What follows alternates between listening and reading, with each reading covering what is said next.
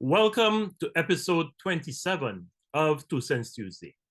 Yesterday, someone drew attention to the policy of one of our secondary schools of not allowing its male students whose hair exceeded some predetermined length to attend classes. This policy clearly was not around when I attended that school in the mid 1970s because I and many of my schoolmates sported afros from Form 3 until we graduated in Form 5. We competed to see whose fro would be the biggest. That distinction actually belonged to two young boys, Donald Alexander and Anthony DeGasso, who were also the tallest in our year and two of the better basketball players, quite coincidentally. I remember going across to my neighbors to get my hair plaited or cornrowed at night. I didn't have any sisters to do it for me, so that my fro would be in full effect the next day. I also remember that rain was brutal on afros. So whenever it started to drizzle, that was a signal for many of us to seek shelter, lest our prized afro collapse on us in public.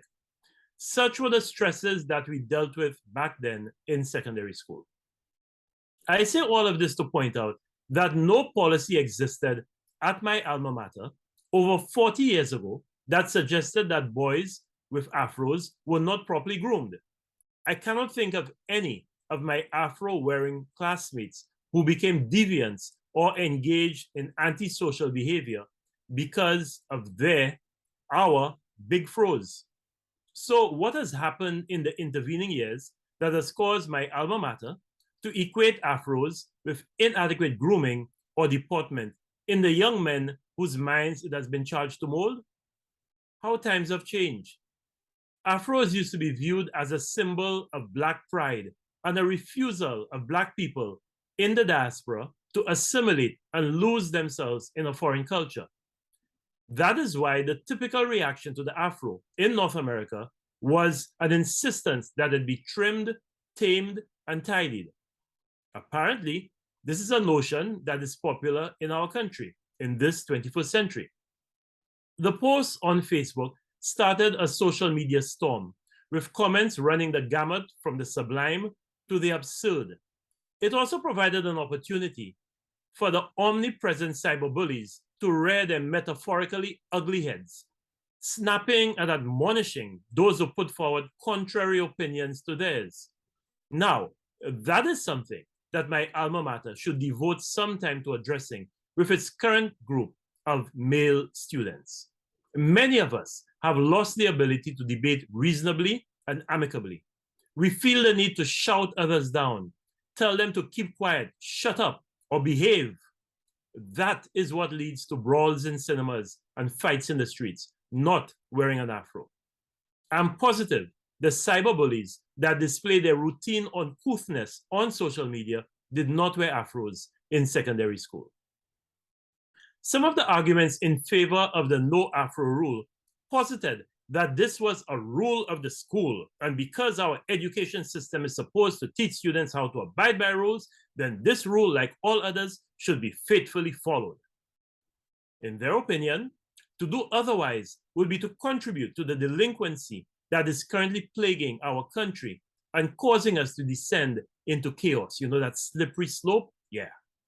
Now, I always thought that the role of our education system was to cause children to learn how to process information, to discern fact from fiction, to obtain a better understanding and appreciation of the world in which they live, and to arrive at a level of consciousness that would allow them eventually not only to contribute positively to their community, but also to originate new ideas and thinking that would help our country and our civilization develop and evolve. Silly me. Shows you how deficient my education was. That's probably because my principal did not dictate to my parents that my hair should have been cut to the stipulated 1 inch from the scalp rule that appears to be the norm now. Who knows how much of a better citizen and a scholar I could have become if that had been done.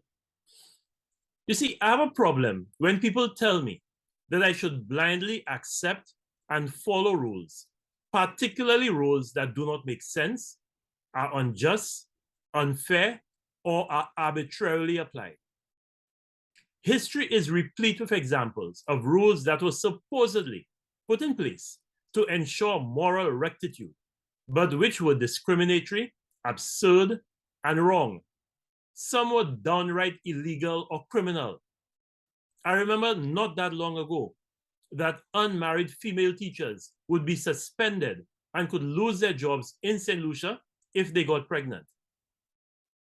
Prior to the mid-1980s, long after I had completed my secondary education, the regulations of the Teaching Service Commission in St. Lucia dictated that an unmarried pregnant teacher should be suspended on her first pregnancy and fired on her second. The rationale behind this Teaching Service Commission regulation was that these pregnant unmarried teachers were setting a bad example and contributing to the moral decay of our society. Fortunately, the St. Lucia Teachers Union and its teachers did not accept this regulation as being fair and just and challenged it in court, resulting in the removal of this highly discriminatory and sexist regulation, because there was no such regulation for unmarried male teachers who impregnated women. Across the Caribbean, there are several examples of regulations that made no sense, were discriminatory, but in the minds of their drafters served some important purpose. Take, for example, the regulation of the Police Service Commission of Trinidad and Tobago that allowed that commission to terminate the appointment of a female officer who was married, get that, who was married, on the grounds that her family obligations were affecting the efficient performance of her duties. Boy, women just cannot get a break. In some jurisdictions, they were fired for not being married, and in others, they were fired for being married. It should be noted that in both these cases, the Teaching Service Commission and the Police Service Commission, these are areas where adherence to rules and regulations is the bedrock of the institutions that they serve. Should the affected teachers and police officers have blindly accepted these regulations as the law and faithfully abided by them, regardless of the injury that these regulations cause? I will not even talk about the laws that existed in the 1970s in many of our Caribbean countries, which were used to arrest, to harass, to jail, to beat, and to persecute Rastafarians or deny them entry into our countries. All of this was based on how these Caribbean brothers and sisters, some of them are relatives, some of them are fathers, our uncles, wore their hair. Have we learned nothing from that unfortunate period in our recent history? However, let us revisit this notion that compelling boys to keep their hair short in school is necessary for the maintenance of the integrity of the social fabric of our country.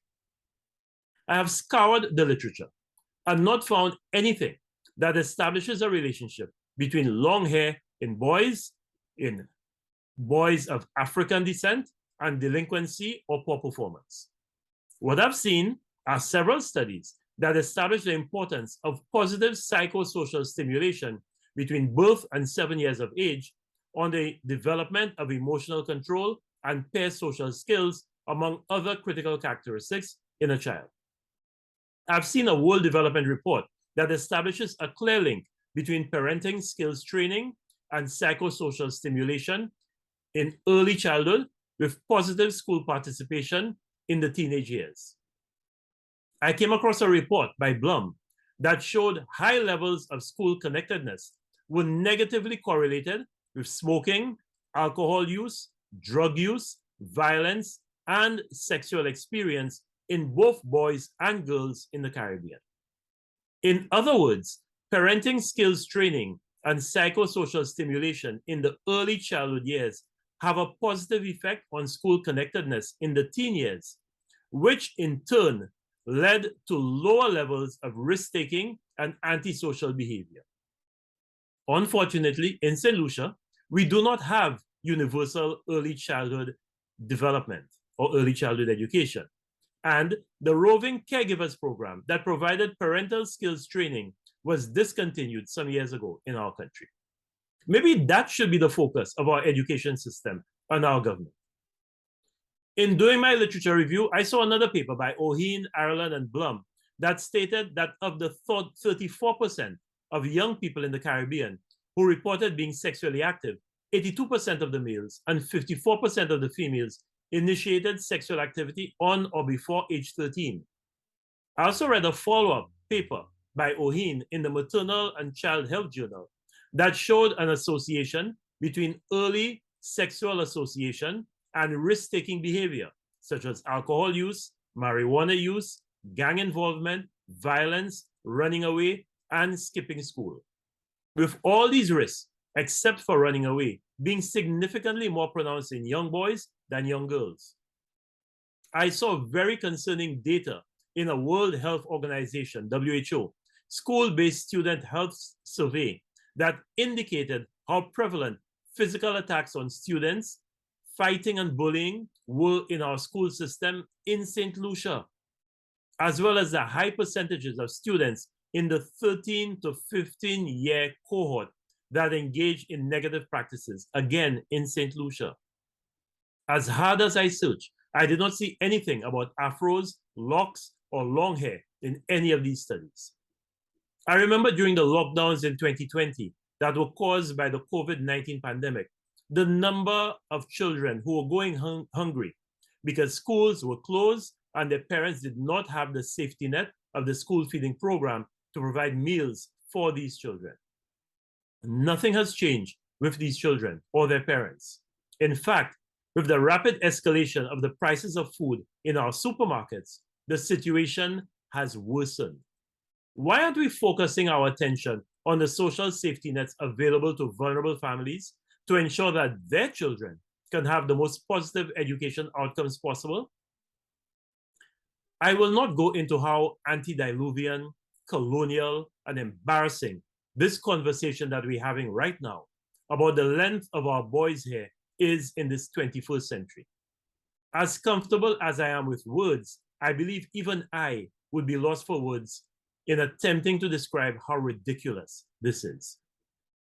There are 99 ways of teaching children the importance of good deportment, civility, neatness, and appearance, but insisting that they keep their hair within 1 inch of their scalp ain't one. It is sad that in our country, we need to have this conversation.